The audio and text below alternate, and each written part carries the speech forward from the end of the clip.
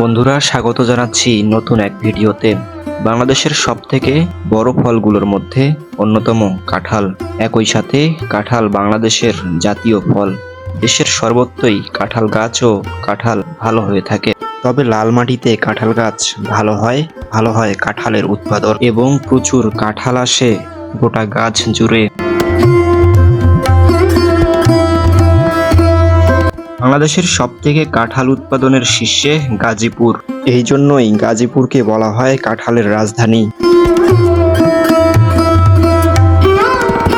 গাজীপুর ছাড়াও ময়মনসিংহ, সাভার, ভাওয়াল, মধুপুরের গড়, বৃহৎ সিলেট জেলার পাহাড়ি এলাকায় যেমন রাঙামাটি ও খাগড়াছড়িতে ব্যাপক কাঁঠাল উৎপাদন হয়ে থাকে।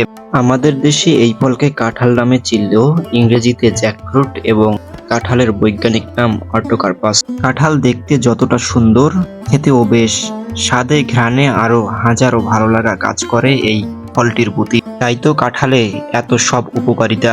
কাঁঠাল সবজি ও ফল দুভাবেই খাওয়া যেতে পারে। পাকা কাঁঠালে রয়েছে beta carotene, vitamin A, C, B one, B two, potassium, calcium, magnesium সহ নানা ধরনের পুষ্টি ও খনিজ এই ফলটিতে মেলে।